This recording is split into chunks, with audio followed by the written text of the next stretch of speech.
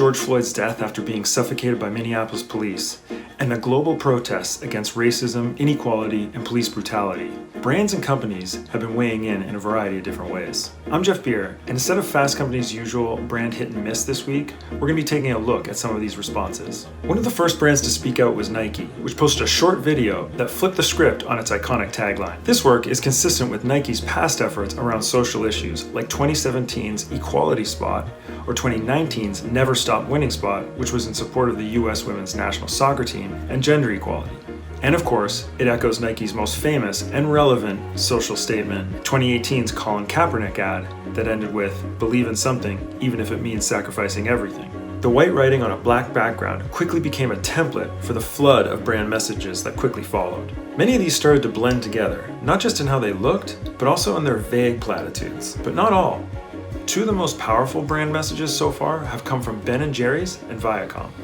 On June 1st, Viacom replaced all programming across its youth and entertainment brands like MTV, Comedy Central, BET, Nickelodeon, and more, as well as CBS Sports, for 8 minutes and 46 seconds, with just a black screen and white writing that said, "I can't breathe." The words were accompanied by the sounds of halted breathing for the full 8 minutes and 46 seconds, a time that's significant because it's the same amount that the police officer knelt on George Floyd's neck before he died. Those visuals were paired with a call to action with civil rights nonprofit Color of Change. Meanwhile, Ben & Jerry's went a step further than perhaps any major corporate brand with a statement that said, quote, "The murder of George Floyd was the result of inhumane police brutality that is perpetuated by a culture of white supremacy." The company's message ditches all the cliches and gets right to the heart of the matter. Anyone familiar with the ice cream brand will recognize its consistency here. Whether that's statements supporting Black Lives Matter dating back to 2016, or its ongoing support of issues like